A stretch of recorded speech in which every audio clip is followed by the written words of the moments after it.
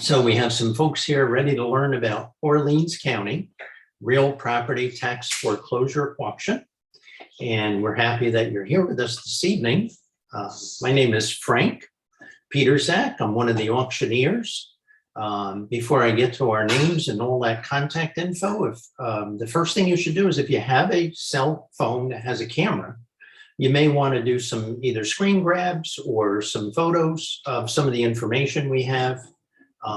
But all of this is being recorded, so you could listen to it again and watch it again at another time. So again, my name is Frank Peterzak. I'm an auctioneer and associate broker with Absolute Auction and Realty. And I'm here tonight with our company principal, Jennifer Gableman. And Jen's on the other side of the technology. She's going to run the chat box and get your questions queued up. If it's something that we are going to cover tonight, she'll probably just say that this will be covered. We'll talk about it. But definitely put your questions in so that we make sure that we answer everything that you're looking to learn about tonight. This will take about 45 minutes to go through this seminar. And we try and explain the process to you, explain what you should be doing, also talk about the auction itself. We'll talk about the properties and how to do your due diligence. So there's a whole bunch of information here, and some of this is going to be quick. It might be a lot of information coming at you at one time. But again, this is recorded so you can watch it again, or if you visit our website, AAR Auctions or NYS Auctions, we have tutorials there. We have what we call Auction Hour. They're 1 hour segments on how to do certain segments of what we're going to cover tonight in 40 minutes. So that's a little deeper explanation. Tonight, we're going to cover things like registration and the e-docs that you'll be doing to be able to register, because registration for this auction is entirely online. There is no in-person registration. So you're going to use e-docs, and it's very simple. We've had hundreds of people use it. It works seamlessly, painlessly, and you're going to like it. And when we get into that portion, maybe Jen will even chip in with some extra information for you. The registration is only online, not in person. However, the auction itself will be both. It'll be online and in person. So you're going to be able to go and attend the auction. If you choose to do so, you can do that at the auction. The auction's on Wednesday, November 17th, and that will begin at 10 a.m. If you're coming to the auction, we advise that you get there sooner than later so you can get a seat. I'm not entirely sure if we're going to have restrictions on the total amount of people who can attend. So you should get there early enough. The properties that you bid on when you're a successful bidder and you've made your proper down payment, and we'll talk about those things tonight too, you must close, meaning you must finish paying and close this transaction on or before December 17th of 2021. And there's no reason why you're not going to do that. There are no exceptions made, and you must close by December 17th by the close of business. These sales are not contingent upon you getting financing or borrowing money from anywhere. We consider this a cash transaction. Even though you may be getting money from someplace else, all closings have to occur on or before December 17th. So as we move along tonight, please type your question into the chat box and Jenny will monitor that. And if it's something that we should just stop and talk about right there, she'll interrupt me and we'll get to that question. Again, the auction itself is Wednesday, November 17th. And in person and online, the lots will begin closing out at 10 a.m. There are a number of good properties in this auction. We have everything from homes, some of them with pretty nice looking interiors for kitchens and other spaces. We have some obviously that are in need of some tender love and care. We have vacant land. And we have a whole assortment, big, small, and property all throughout the county of Orleans. So hopefully you've been out looking at properties and getting an idea of what we do have coming up at auction. So first, let's briefly go through what has brought us to this point. The real property tax law in New York State, Article 11, this is a subsection of that tax law, is where the law stipulates that counties will seize property for non-payment of taxes, and then they must be sold at public auction. So we're going to do an overview. We'll talk about the procedures and the deadlines, and then we'll also get into the public auction itself. So if you're interested in really learning more about the law, you can Google NYS RPTL Article 11. That'll take you to the Senate government site, and then you can click on their Consolidated Laws of Real Property Tax Law, and you'll be able to get to the right section. And I'll show you in just a minute why that's there. One of the questions that we get is, why do you sell these properties? Why are they in the tax auction? Because paying real property taxes is the law in New York State. You must pay your tax, irrespective of whether you get a bill in the mail or not. Just by the fact that you are a property owner, real property owner here in the state of New York, you must pay your taxes annually. And they're typically paid to the county. You would pay your tax bill to the county for land tax. Now, you may also have additional taxes. Sometimes the town tax, things like library, fire, those are collected by the county and then dispersed through the agencies. You may pay a separate city tax. You may pay school tax. There are a number of taxes, but we're talking about real property tax delinquency, which is why we're here with these properties. If you get to the right spot after Googling what we mentioned earlier, you're going to get to the New York State Senate, and then you'll see, you can scroll down and find Article 11 and click on it. I think it's about 37 pages of information. It's fairly straightforward reading. It's not too much on legalese, but for those of you who really want to follow the absolute details of what this is about, that's where you would take a look. So there are some key steps in the Article 11 law, and we're going to touch on the highlights for you. First of all, there's 2 to 3 years of tax delinquency. So every year your taxes are due. The Article 11 law says all properties that are at minimum of 2 years tax delinquent can be foreclosed upon. The exception being 3 years for properties that are classified agricultural. So everything else, single family, vacant land, commercial property, etc., is under a 2-year tax delinquency window. There are a few municipalities in the state. There are 62 counties. There are a few of them that add an extra year. Instead of 2, they'll let you go 3 years. We used to have clients that went as many as 3, 4, and 5 years. But what they found and the experience is that the longer you are tax delinquent, the less likely you are to regain your property through payment of back taxes. So this foreclosure action has typically been caught up to a 2-year window. We'll talk about tax bills, and we'll talk about the public notices that take place. How do you do a title search for what they call interested parties and who those people are? There's a 90-day notice, which is important to know about. And then finally, if all the steps are performed correctly, and our client counties have been doing this several years, they do a great job, there is a presumption legally of validity and final judgment, meaning that any court challenge will demonstrate that it was presumed that the county did the right steps. And there are all kinds of things that they have to attest to, and there's affidavits signed and key steps along the way where they show that, yes, they did do the following. They did do the correct steps. So if you own property in New York, you get a tax bill. They typically look like this. They describe the property. They talk about the owner. They give you a big breakdown, if you will, on where the money goes that's being applied in taxes to this property. And then the bottom line, lower right-hand corner, that's what you pay. You have to pay it. On the left side, all counties allow you to pay them late with interest. So they call them penalties. And there's a percentage of interest, and there's some dollars that you would owe if you missed that original deadline.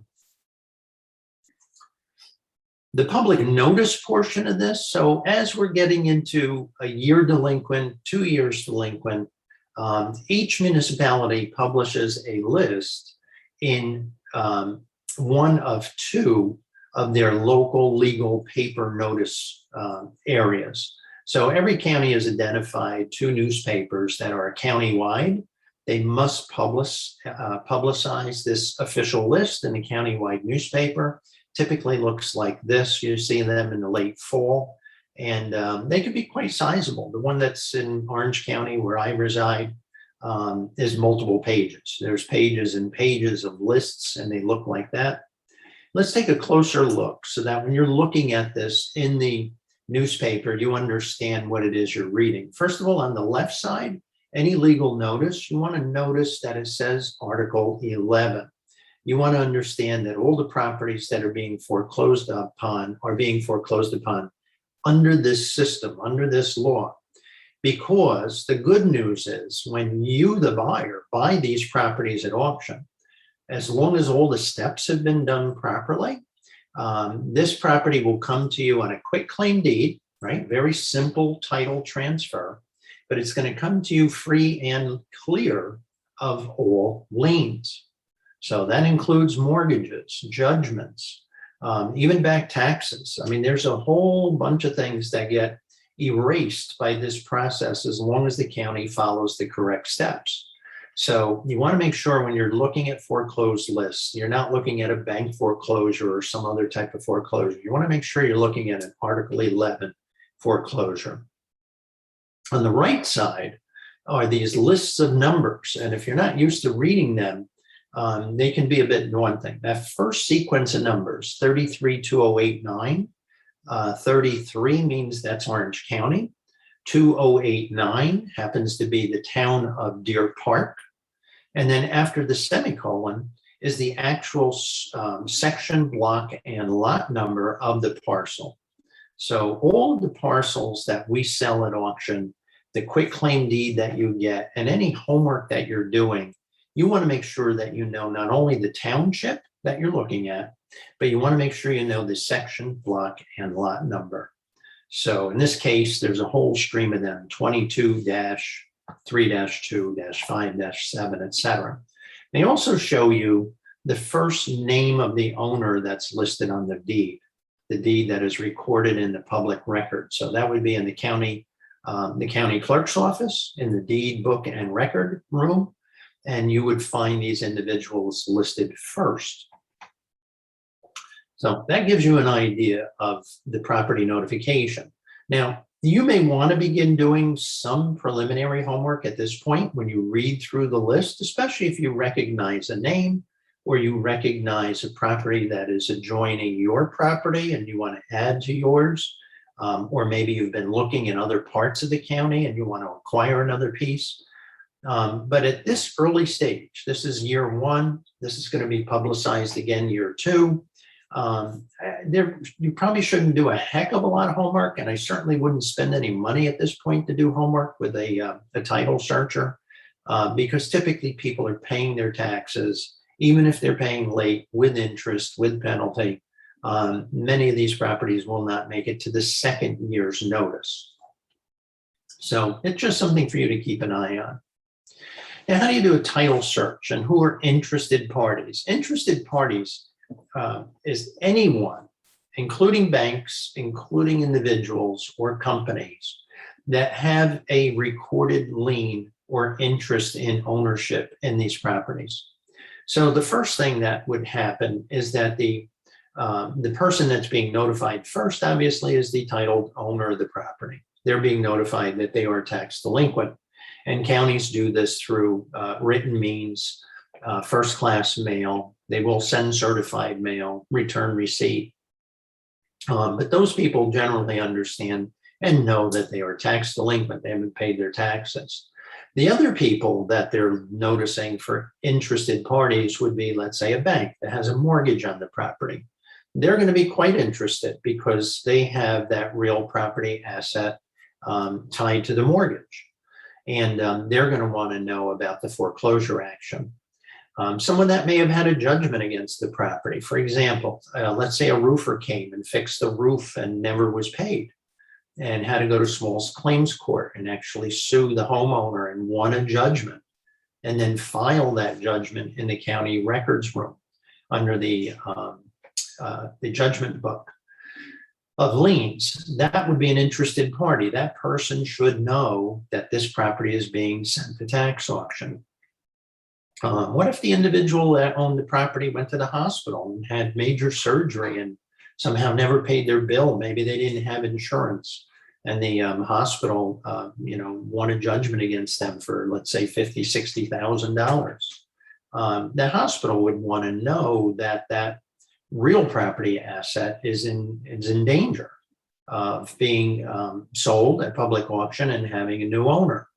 So all of those interested parties are notified, including the IRS. If there is an IRS lien, the IRS would be notified. That's typically for non-payment of income tax. So all the lien holders are notified. And what are they able to do? Well, they're notified particularly along the way, but then again at the 90-day notice. They have a 90-day period to finally step forward and, quote unquote, protect their interests. So protecting their interest means they're going to pay the taxes. They're going to have to pay the tax in order to keep the title in that delinquent taxpayer's name so that their lien is still in effect. Now, the truth of the matter is we don't see individuals doing that. In other words, the roofer who is owed money is not going to come and put good money after bad and pay the tax just so their lien is in place. The hospital, even though they're owed a tremendous amount of money, is not going to come and pay the tax. Even banks don't come and pay taxes because unless they're escrowing the taxes, because that's how you've set it up, they're not really worried too much about the fact that they're going to lose the real property. And I don't want to misstate that. They're concerned because that's the most viable asset to sell if the mortgage goes bad. But mortgages are personal promissory notes secured by real estate. So even though the real estate may disappear from their grasp, the individual still has signed an individual promissory note to pay. The IRS may have an interest in the property. Occasionally we see that.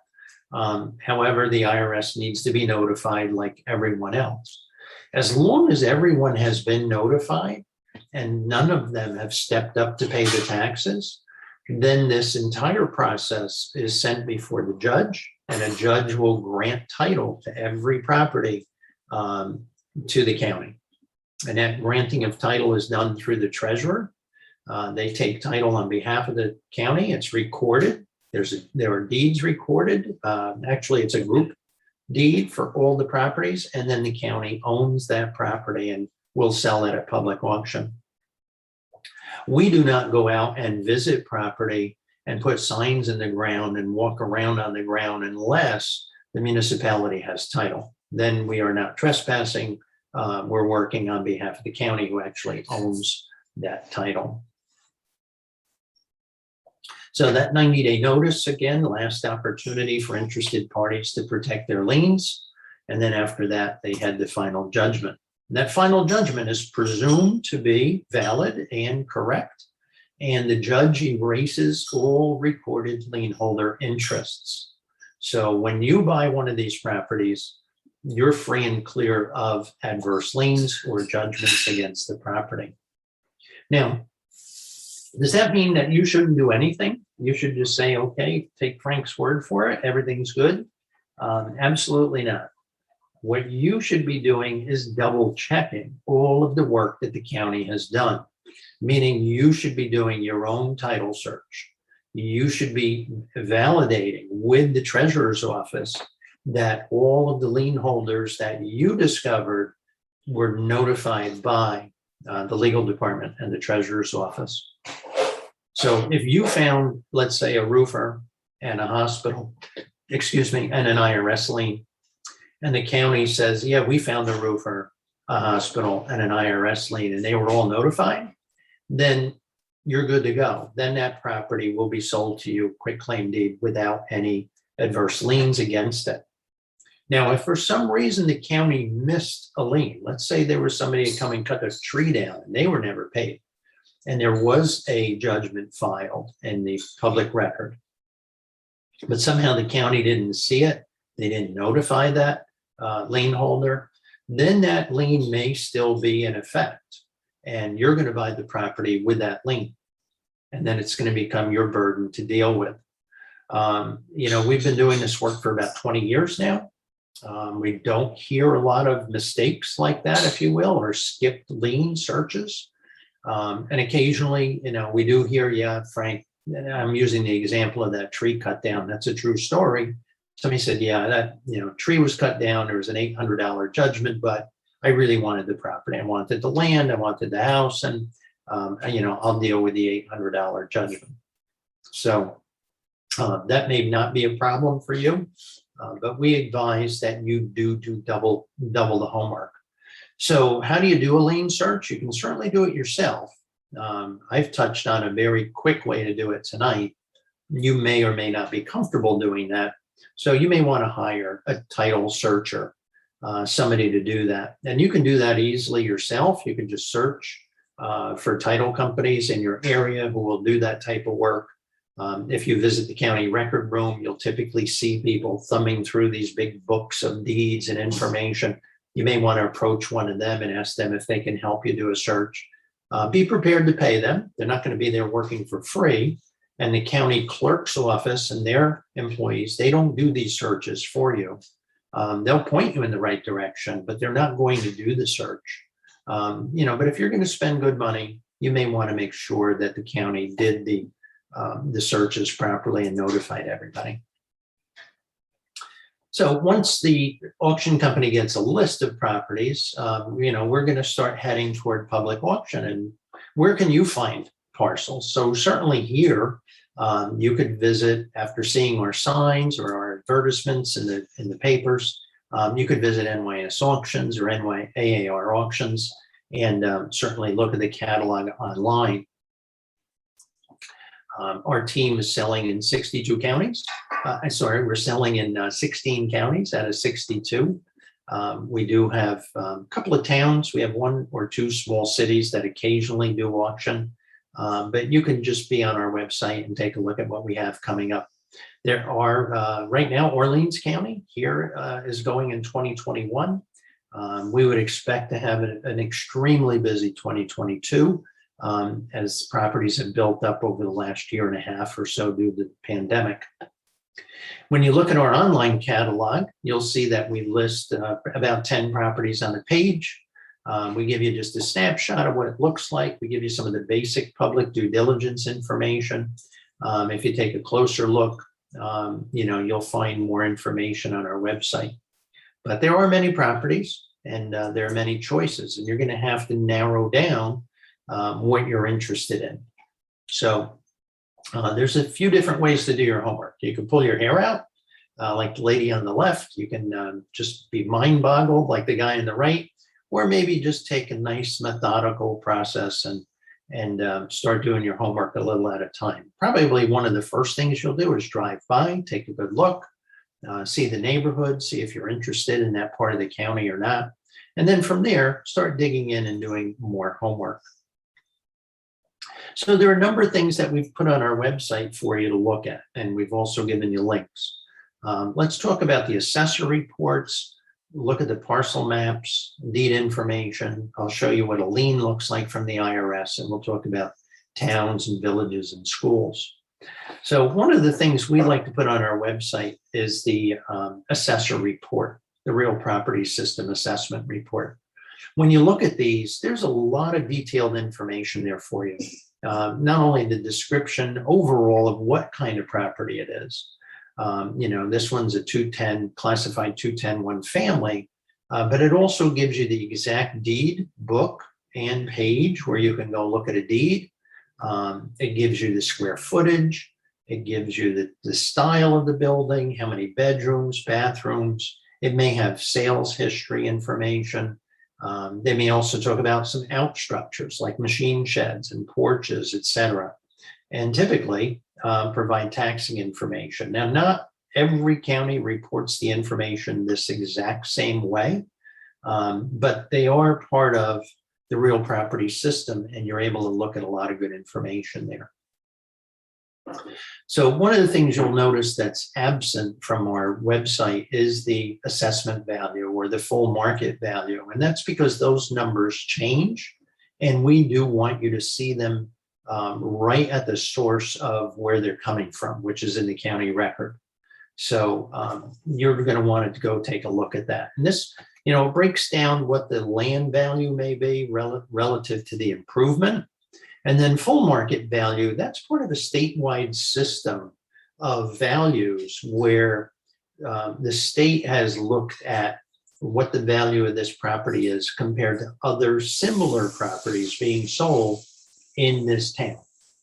And it may give you a benchmark what the value of the property may be. Now, at auction, it doesn't mean that you won't pay less.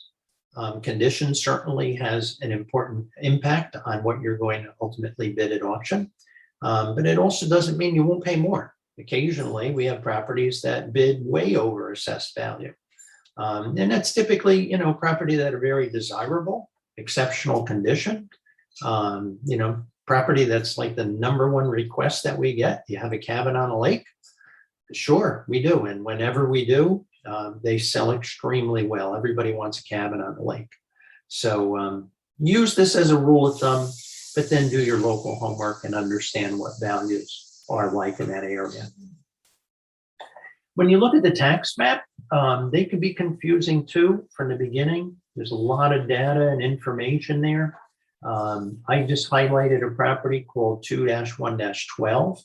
So the first number is the map section, which if you look at the full sheet map that's in the lower right corner, section number 2, you're going to want to find the section. Now the block is a round circle around a number on the map. So this entire map is block 1. So that's easy to see. Sometimes you see maps that are divided into block 1, block 2, block 3. I've seen them with as many as 4 or 5 numbers on a map, but typically it's 1, maybe 2 numbers. So now you know that you're in the right section. You're looking at the right block. Now you have to find the individual lot. And where is that? And that's where you're going to need to zoom in and take a closer look.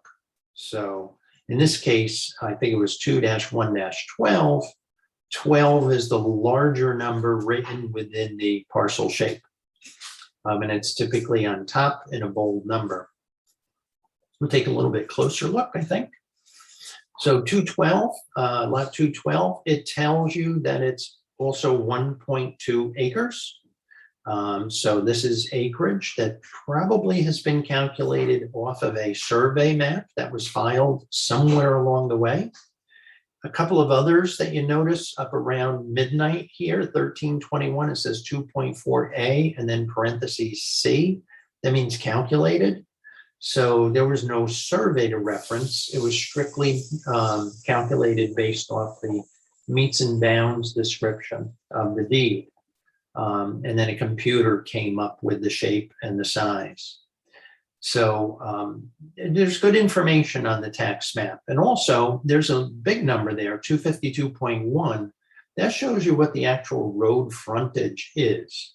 How much of this parcel touches an actual roadway.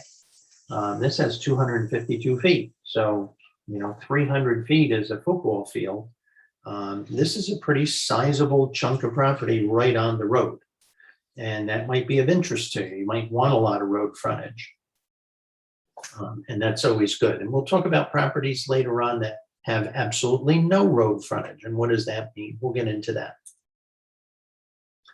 So also on our website, we have these Google Maps that we've imported the links for you to be able to use. So when you first go and look at some of these things, you may be on the county website looking at this map, and this map shows up with a pin and it kind of highlights in dull gray what's going on. You may want to click on the satellite, and the satellite view now gives you an actual bird's eye view of what this property is like.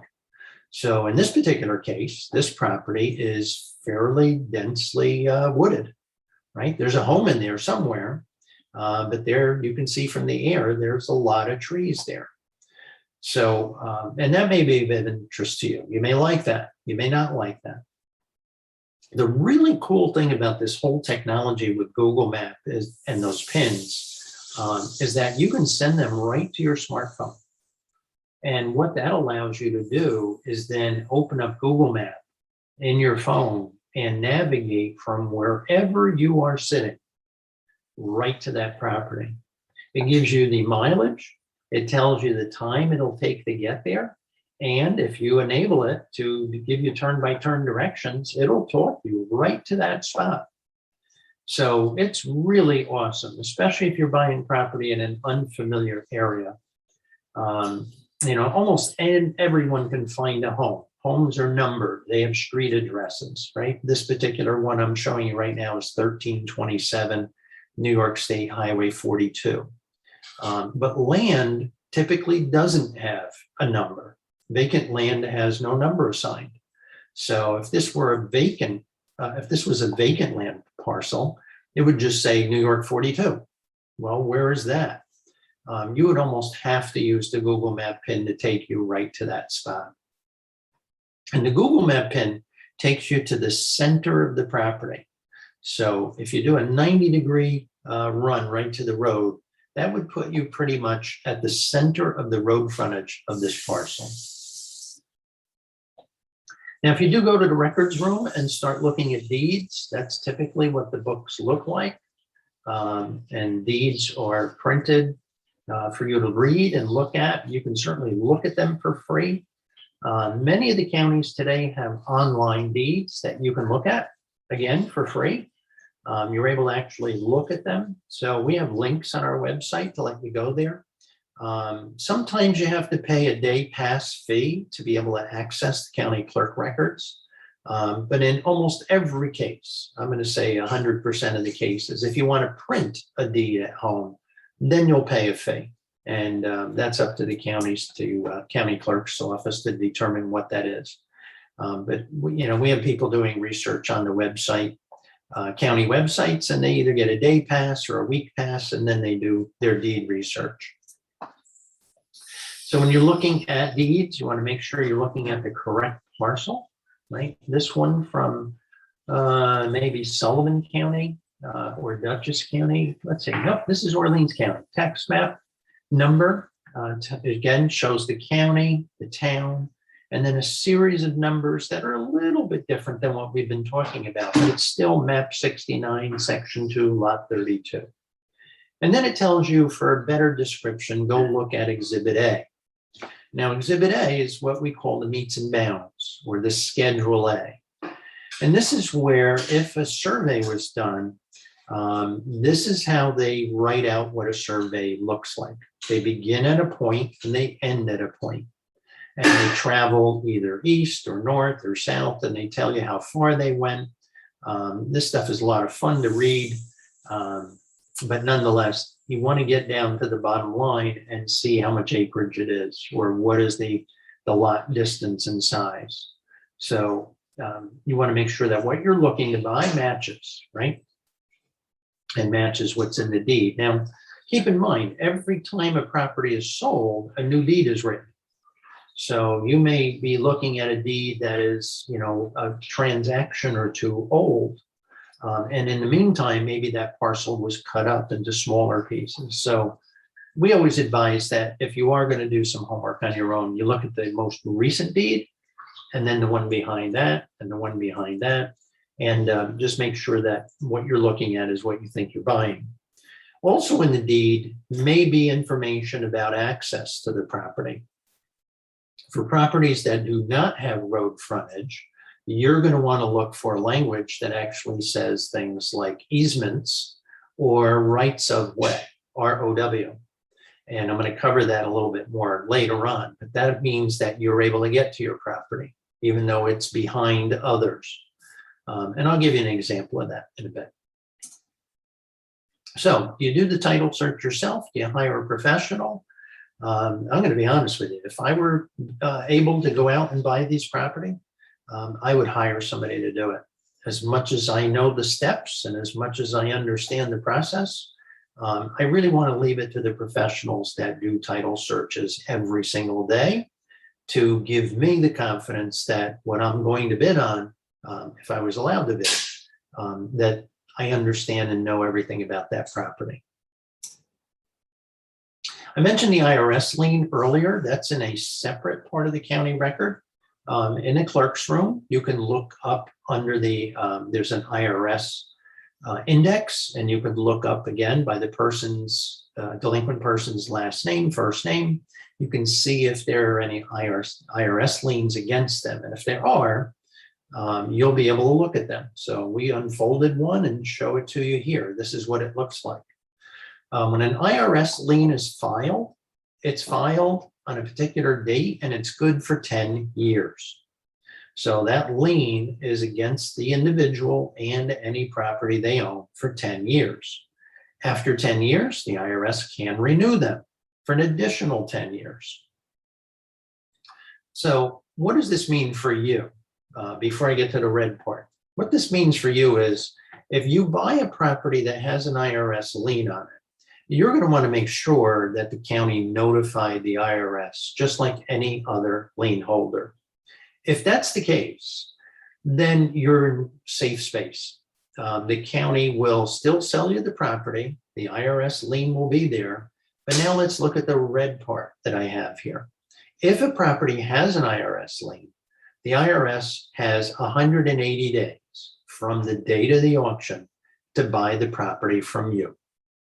Now, they're going to do that at even money. There's no profit for you, but the IRS has 180 days going forward from November 17th to come to you and say, hey, you know what? We really do want that property. And you have to sell it to them for whatever you bid, whatever your closing costs were, whatever the transaction cost you to do at the auction and through the county, they will pay you even money.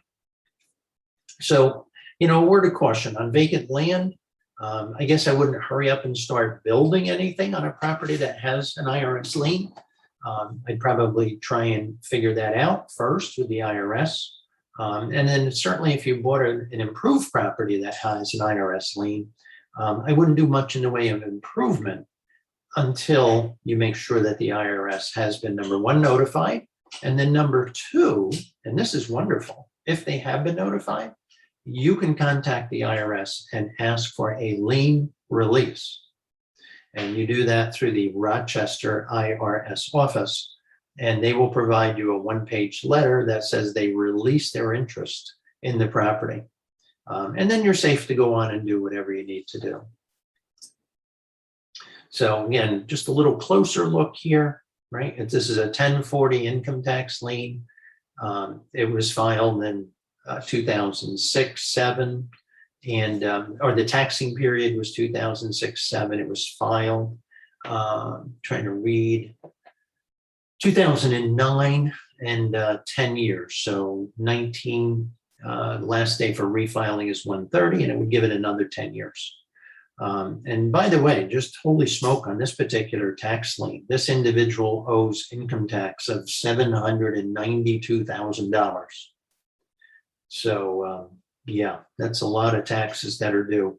And we actually had a property in Sullivan County. It was a mobile home on 1 acre. And there was an IRS lien on it. And the IRS lien was, I think, for $3 million as somebody's non-payment of income tax. Funny part is we did sell that property because the individuals bidding on it knew the IRS was notified. And they knew that they were going to get a lien release. So we sold that mobile home on 1 acre. So what else should you be asking about on these properties? You want to talk to the local municipalities about their town codes, any village or city codes, village or taxes that may be outstanding. Are there any water or sewer bills that are owed? So, you know, taxes are wiped out, liens are wiped out, but water bills, sewer bills, if you have municipal water feeding or going by a property that you are contemplating purchasing, right? Even vacant land in a water district may have an assessment for water and sewer. You're going to want to find out what that amount is, because that's going to become your responsibility. And in terms of schools, if that's important to you, you're going to want to look into the school system and learn about that. So are you done yet? Well, you might be, but I would say not quite yet. You're going to want to start to understand what the value is of these properties. And real estate's a very local event, right? A house in Orleans County is different than a house in Montauk on Long Island is different than a house in Ohio. So you're going to want to find recently closed sales transactions of similar assets, right? The 210 family, 1,500 square feet in the town of whatever it happens to be. You're going to want to find others that were sold and closed that are of like kind. You want to compare apples to apples. So that's important to do. You're also going to want to maybe get some estimates now on any upgrades or repairs that you may see. So while we visited the properties for signs and photos, where applicable, we took interior photos and took as many as we could to give you a good idea of what the interiors were like, what the basements were like, what the upstairs were like. And from there, you can probably discern overall condition and start asking questions as to, how much would this cost me to bring it back up to par, make it habitable, make it usable, etc. And you may want to get some appraisals, and you may have to pay for some appraisals or get a handyman to go out and take a look at the property like you can from the street, or pay them to look at the photos that we took. And also, of course, in valuation, you may want to get a local real estate agent involved and help them, have them help you understand what the values may be. And any of the professionals that you go to, you should consider paying them to do that service. I wouldn't just expect that a local real estate agent's going to drop what they're doing just to give you a ballpark appraisal of values without some compensation. So, be fair with them on asking them that information. Where else can you look for sold information? There's a bunch of sites: Realtor.com, Zillow, Trulia, Redfin. There are a whole host of sites that provide sold transactions.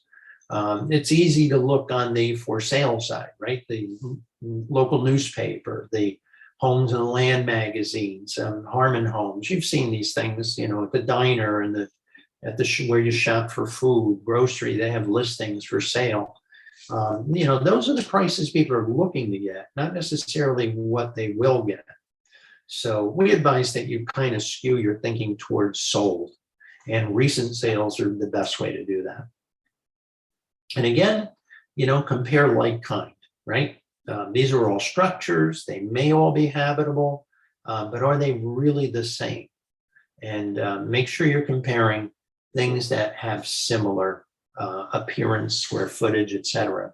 Same thing when you look at land. We're giving you tax map cuts. These are just imagery of what that approximate shape of the property is. And when you're looking at my screen, you'd say, gee, Frank, these are all pretty close. They look kind of the same. Well, here's what they actually are. There's no scale here. So the one on the left that's 115 feet is not much smaller than the one that looks like it and is 62 acres. So, be careful. Look at these things, understand what it is you're looking at, and make sure that you're an informed buyer. Again, ask for estimates ahead of time.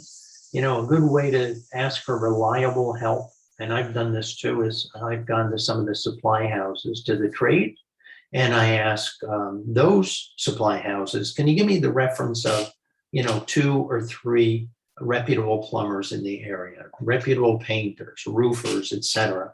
And, those supply houses that deal with people regularly, they have a good sense, and, that community talks within itself of who's doing good work, who's not doing great work, etc.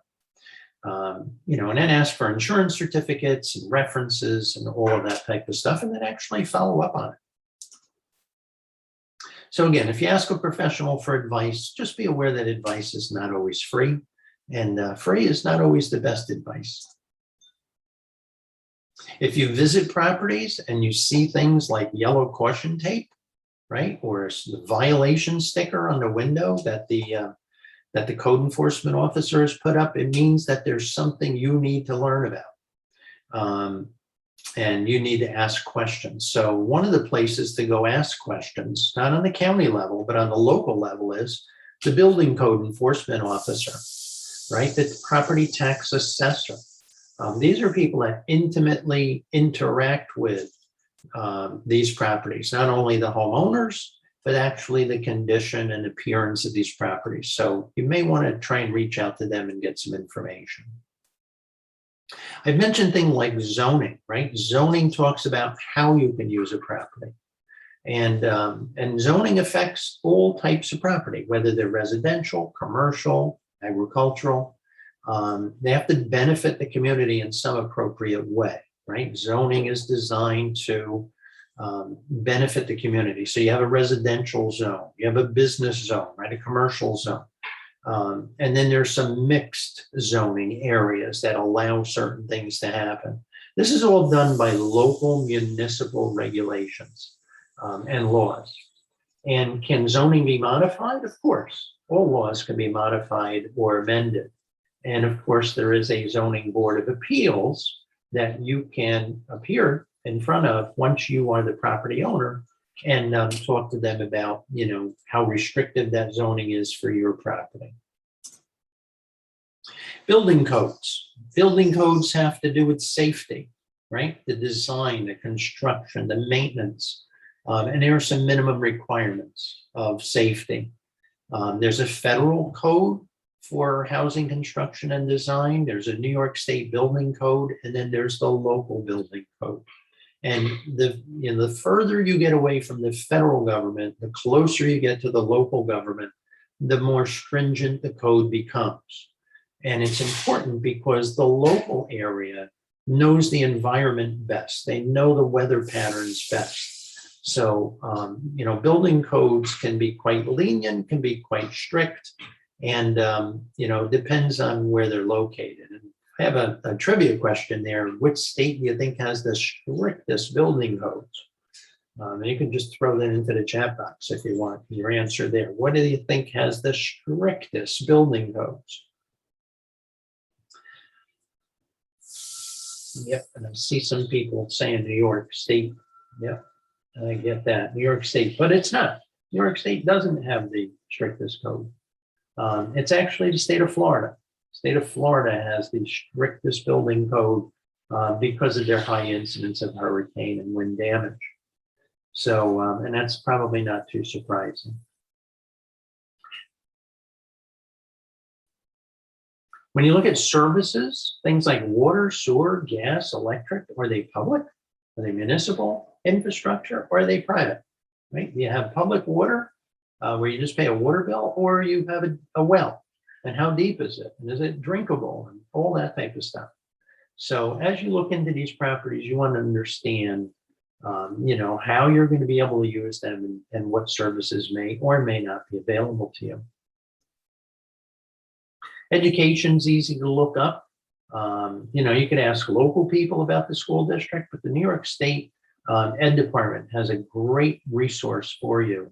It's data collected on every school district, and it provides test scores and information on programs and sports and all kinds of breakdowns for you that will help you evaluate school districts at a distance.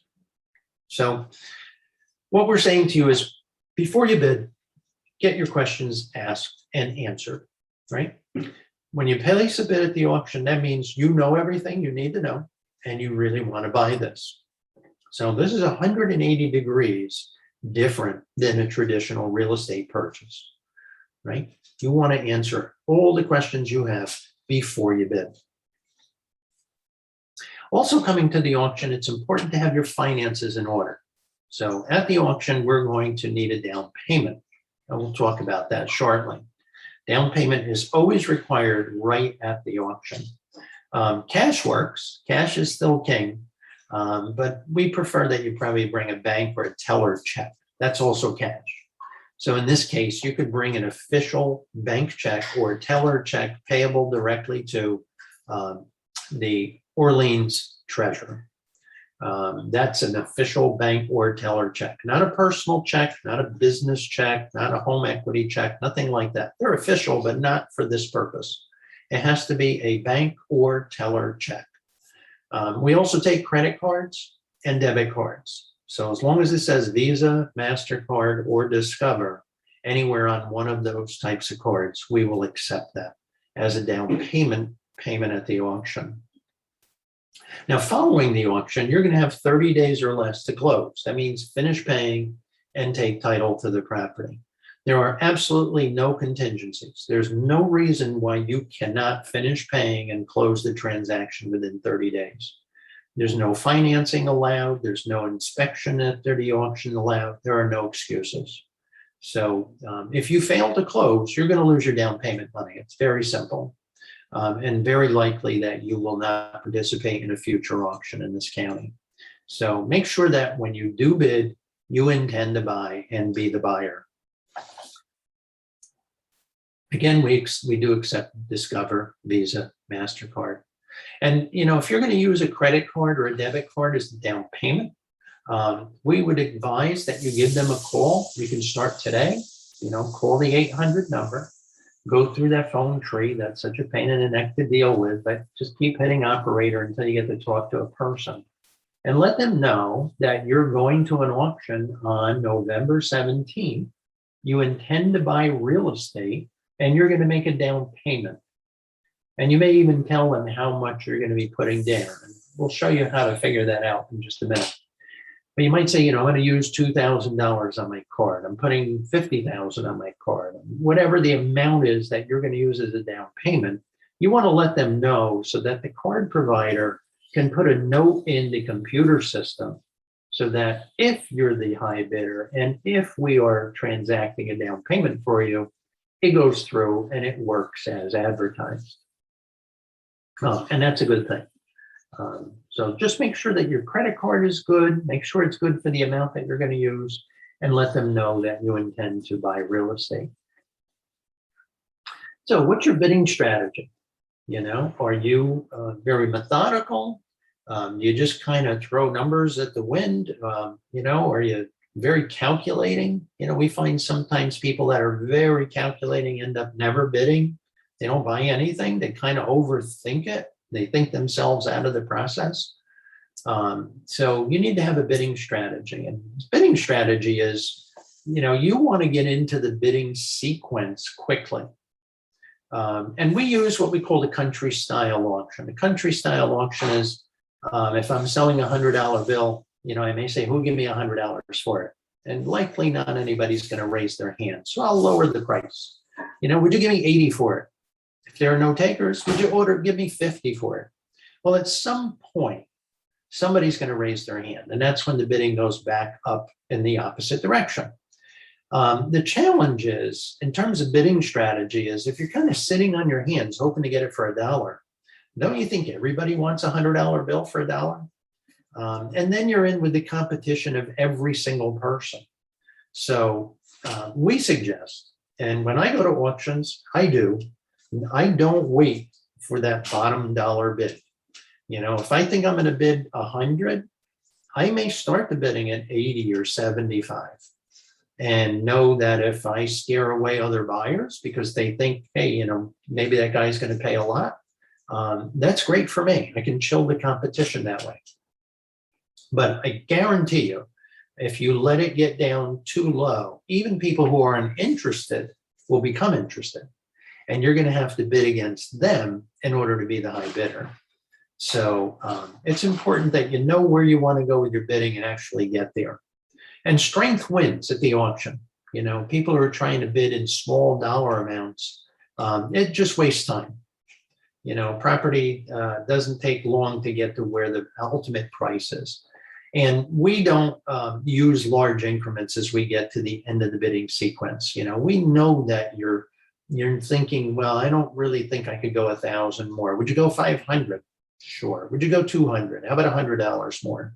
And we'll lessen the increment amount as we get to the end of the bidding sequence. We do not take $1 bids. So that's never going to happen. We're not taking $1. Don't call your lawyer and sue because we didn't take your dollar. Dollar means everybody's going to be fighting out in the parking lot later over the dollar. You beat me for $1. So we don't do that. We'll have a reasonable increment. You know, on vacant land, it may end up with $100 differences. On homes, it may be $500 or $1,000 differences. But, you know, just be understanding. We're trying to conduct business in a business-like manner, and $1 is just a waste of everyone's time. So bid early, get into the sequence, know where you want to go and get there quickly. And don't be afraid to jump the bid. We've had people actually yell out a higher number than we were asking. And again, strength wins at the auction. Not only do you get to the ultimate sales price, but you also chill your competition. You're showing them, hey, I'm serious and I have the money to buy this. And that's a great strategy. Wouldn't you like to buy this? This is a wonderful piece of property, especially as we approach the winter. The only problem with this piece is it has no road frontage. It's an island. And how do you get there? Now, in this case, you're going to need a boat or be a good swimmer. Well, the same thing occurs in real estate. Some property does not actually have road frontage. Well, what do you mean, Frank? Look at these maps you're showing me. I see roads. Right. These are roads that exist only on paper. If you look on the left side there, that square, right, it has a couple of road names there and then a parentheses, NOH, not an official highway. It means that it doesn't exist. It's just on paper. So if you were looking at the right side, right, a tax map cut of this property, and it looks like it's 100 by 100 right on the corner, you would need to actually go and look at the aerial view and see what this is. And here it is. It's woods. It's out in the woods, somewhere in the woods, and you can't get to it. So this property actually has no road frontage. So how do you get to your land?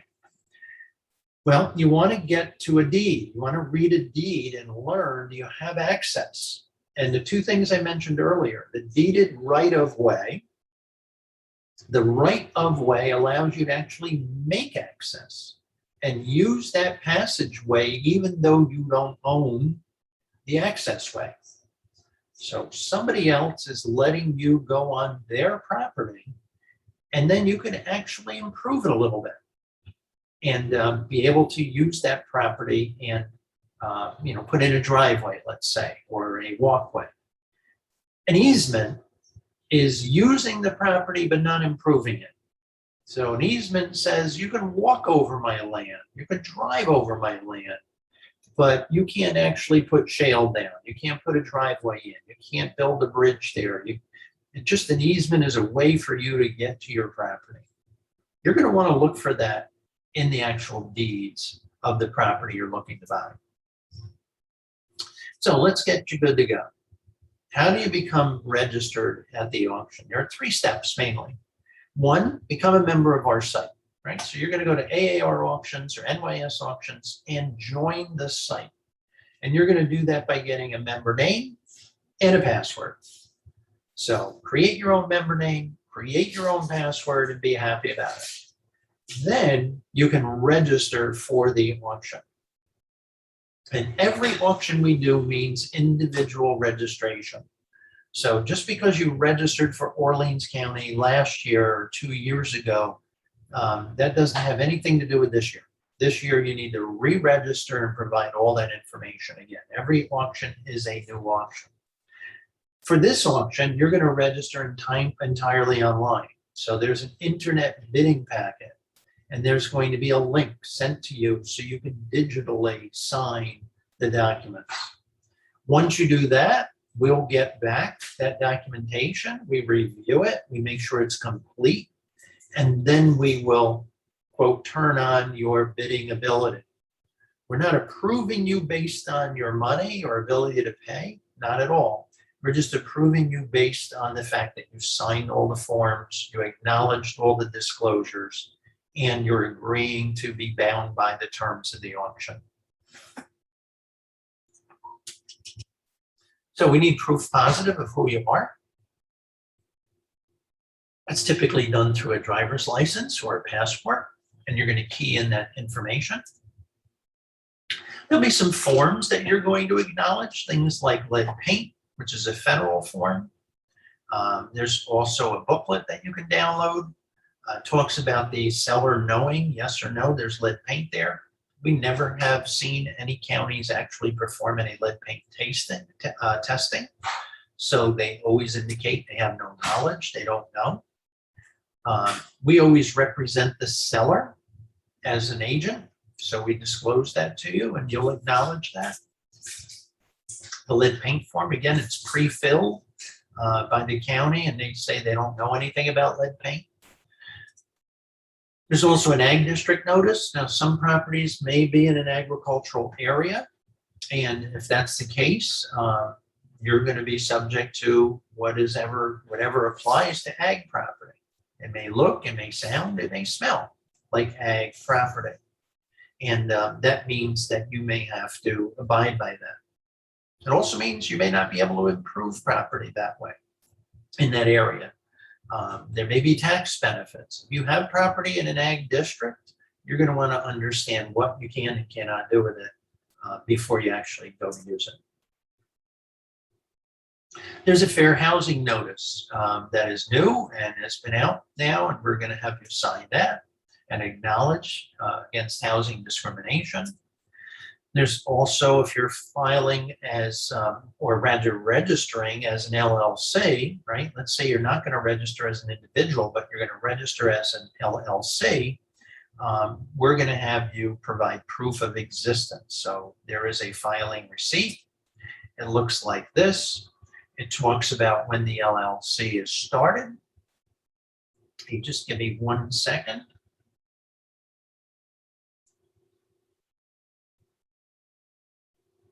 Sorry about that. I'm going to just try and get this noise shut down.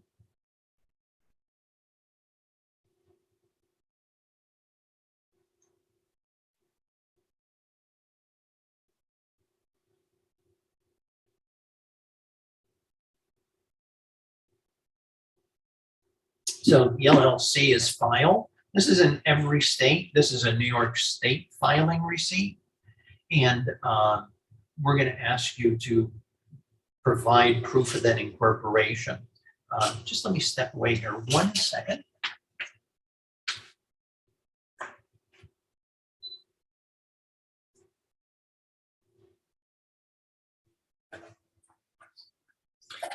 Sorry about that. We're going to ask you to provide proof of that incorporation. Even if you use LegalZoom, you do have this information, and they're going to need to know that LLC ownership information. So every LLC that registers now has to provide all ownership percentages and who that is. You'll also need an identification number. So individuals use Social Security, companies use EIN numbers, and you'll have to provide that number as well.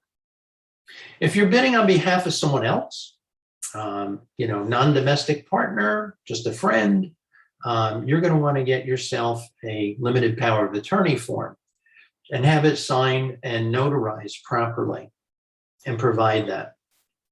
We have a copy on our website. You can download it for free and use it, but it will require notarization in the proper areas. And we don't advise you how to fill it out. You may want to seek legal counsel on how to do that. So when you go to buy property, ever feel like this guy, right? You're always at the wrong end of the field and everything is just coming at you. Well, the good news at auction is we change that. We turn that unequalness and make it equal. We call that terms of the auction. All buyer offers are equal other than the dollar amount. So in other words, at auction, the only difference between you and everyone else bidding is how much you're willing to pay. Everyone agrees to buy Article 11 property. Everybody agrees that if there are liens outstanding, it's still your problem. Everyone agrees if there's a water or sewer bill, you're going to pay that. Those types of agreements are in the terms. We make a a level playing field so that everybody at the auction is equal and that the only difference is dollar amount. So in this case, Orleans County created the rules, right? We need you to read them carefully. You will be acknowledging that you read them and understand them. If you don't understand them, don't sign them and certainly don't bid. But we want you to be an educated buyer. Now, I'm not going to go through and read every single one to you. There are a lot of things in there that you need to read and understand on your own, but here's an overview. These transactions are as is and where is. So meaning the condition of the property, the way it is, the way it was, that's how you're taking title. There's no personal property included in any of these transactions. So there may be personal property there that you're going to have to deal with at some point, but you're not actually getting title to it. So a couple of things about that. One is we're advising you to give the former owner an opportunity to come and get their stuff. If it's good stuff, right? We see clothing, we see televisions, we see stoves, we see, portable stoves. Sometimes we see things of value left behind in these properties. You may want to give the former owner an opportunity to come and get it. You may want to do that through legal counsel, right? In a way that the letter is written to them and give them a period of time to come and get it, or you'll dispose of it. But for the most part, if there's just refuse and stuff there, that's going to be your responsibility and you're going to have to get rid of it. In the catalog and on the website, there are taxes due at closing. So this is a prorated share of the 2021 taxes. And you want to know what those amounts are and make sure that you understand how much you're going to have to pay in addition to the purchase price at closing. At auction, we use a buyer's premium. That means it's a buyer paid commission and it's 11%. However, those of you using cash or cash equivalent, like that bank check or teller check at auction, you'll get a 1% discount. So it'll be a 10% buyer's premium. And that could save you significant money depending on what your ultimate bid price is. In addition, you're going to pay a 1.5% advertising fee recapture. So the county has paid monies in order to have this marketed. I took care of it already. It's all set. They paid money to market these properties and they recapture that expense by having all property buyers pay a little bit towards it. The approval of the bid. We do get questions as to the approval of the bid process. So the county reserves the right, the legislature reserves the right to accept or reject your bid for any reason whatsoever. And we're never privy to that understanding. That said, the objective of the auction is to approve all bids and get these properties back on the tax roll. That's why we're here, right? Non-payment of tax. They want a new taxpayer who's willing to go forward. That's you. The number one reason why they would decline your bid is when they look through the list of buyers, they find out that you yourself are a delinquent taxpayer, right? You owe them tax on something else. That's automatic, almost 100% guarantee that you will not be able to buy that property. So if you currently owe taxes or are late in taxes, please pay your tax bill before you bid at the auction. That's number one. Number two, why would they reject your bid? It really doesn't matter how high or low the bid is. It's more important to understand that the property is going to get back on the tax roll. So they're interested in understanding that you are not a delinquent taxpayer. We're seeing 99% to 100% sales at every auction. It's very few bids that are not actually approved at auction. And again, there's usually a reason behind that. When do you actually own the property? You own the property when the deed is recorded. So at the auction, you're going to be making a down payment. Some of you may pay in full. It's not your property, not yet. The Orleans County legislature must meet and approve the bid. Once they do so, we're notified by the treasurer that we can begin printing the deeds. And then we send them to the county. And as long as you finish paying, you're going to have the deed recorded. They'll send you a copy, and then the property is yours. So in the legal sense, it's called title vests at closing. Actually, title vests at the recording of the deed. Then it's yours. In the meantime, please do not trespass. Don't enter any property. Certainly don't begin doing any repairs or maintenance or anything like that. That's prohibited. You'll be trespassing until title is vested to you. Property number 1 in the auction. I think this property is still in the auction. I checked on it yesterday. It's at 109 Temperance Street in the village of Albion, town of Albion. It's listed as a 2-family residence. It's the only property we saw when we were doing signs and photos that appeared to have an individual inside. I don't know if they're the tenant. I don't know if they're the owner. We don't know if they're a vagrant. We have no idea. We did not enter the property. However, what you should understand is in this time right now, there's an eviction moratorium in New York State until January 15th of 2022. So should you take title for any individual remaining in or about any of these properties, you're going to want to seek legal counsel on what your eviction rights may or may not be at this point in time. And if that's important to you, then certainly ask those questions in advance of the auction. The county does no eviction. They've never done eviction. They won't do any eviction, and they have nothing to do with that. None of our client counties do any eviction. So we covered personal property. We talked about sewer and water bills that may be due and owing, and we talked about you getting a quit claim deed. So again, with the IRS, they have 180 days after the auction to come and buy the property from you, should that still be in existence. For those of you that are going to bid online, you may see multiple properties on the screen at the same time. This particular snapshot I took was when we had 3 properties going at once. Generally, they're one at a time, but as people online are still bidding, the time may be extended. Now, this auction is a live auction, so you're never going to see multiple properties.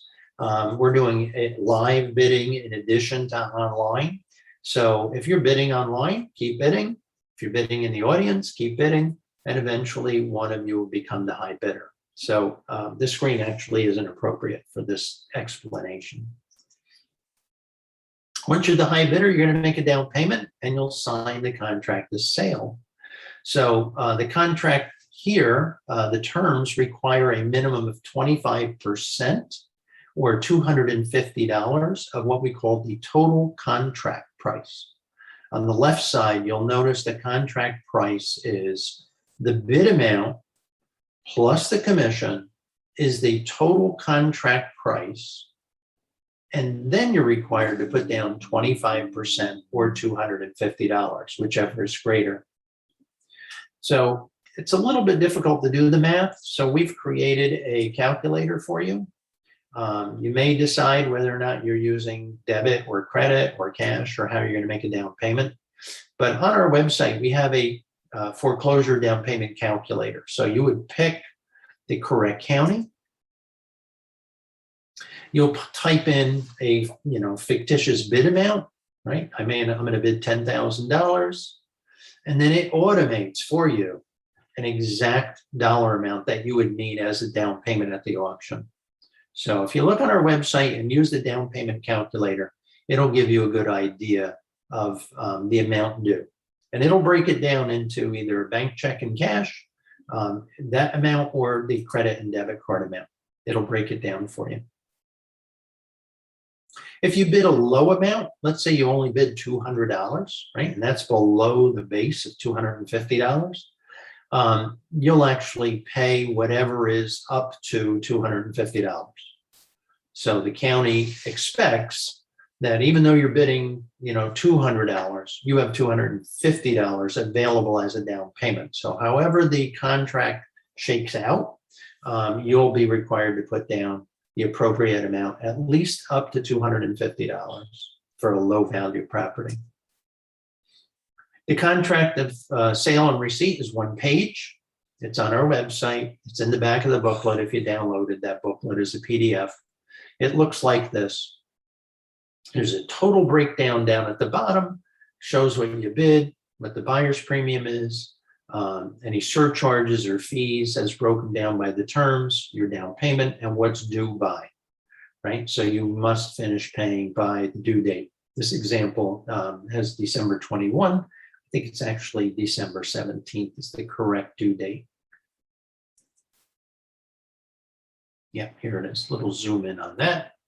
Everyone leaving the auction will have this, or everyone bidding online will have a similar statement.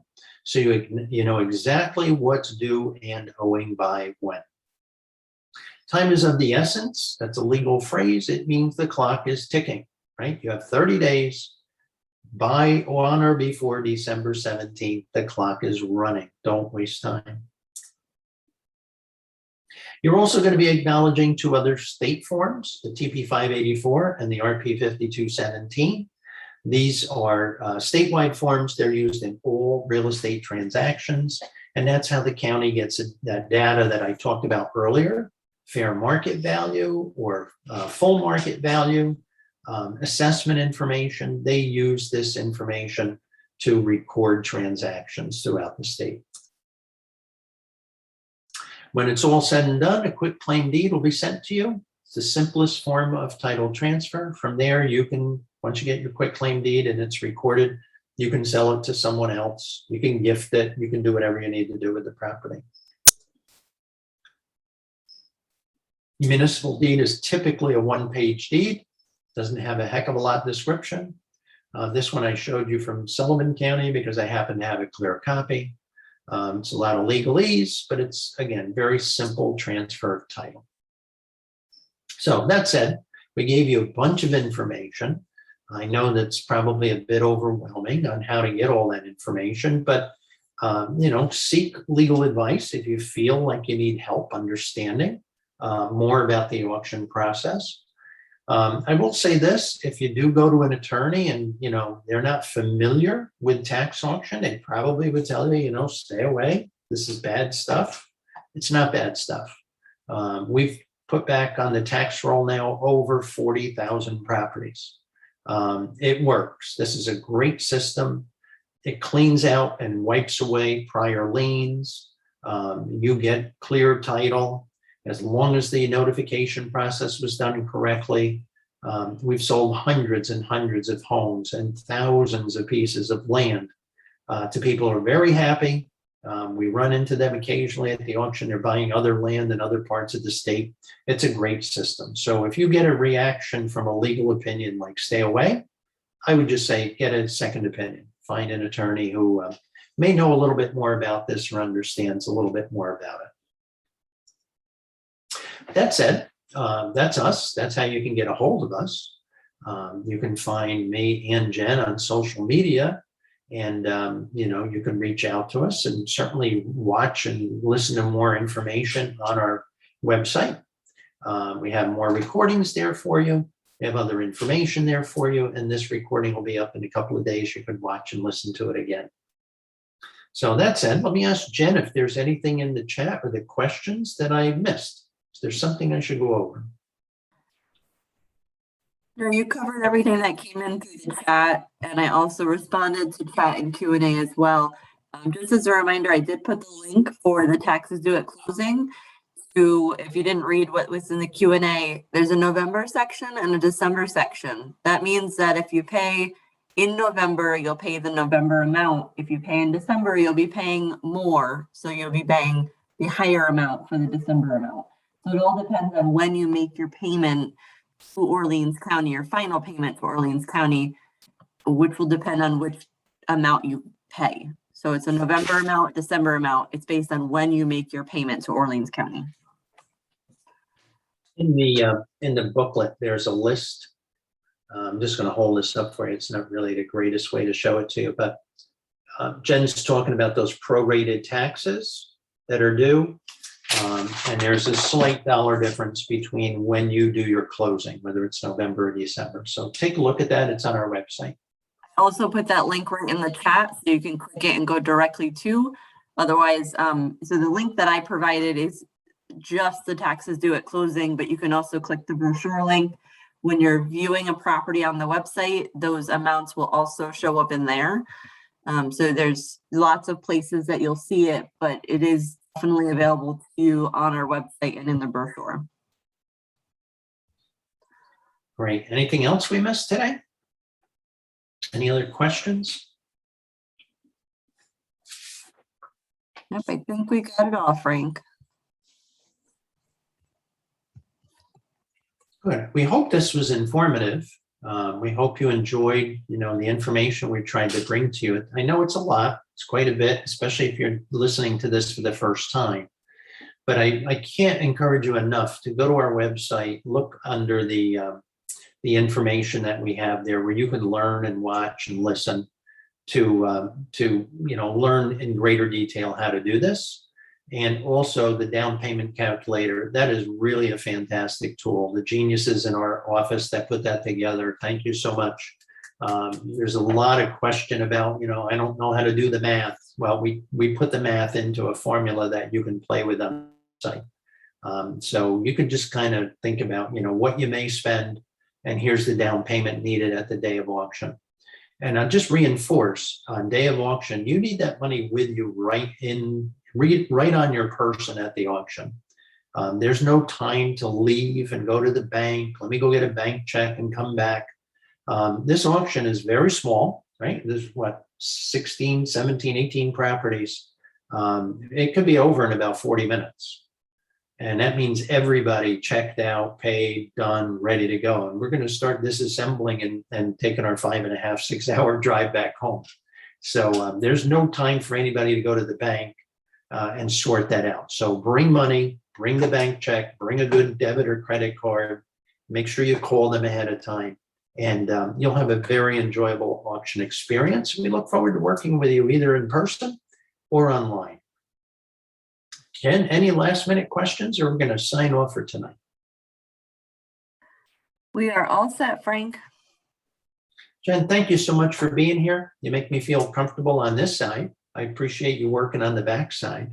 And everybody who has spent some time with us this evening, we wish you good luck at the auction. Make sure you bid to win. And thank you for your anticipated participation in Orleans County. Have a good evening.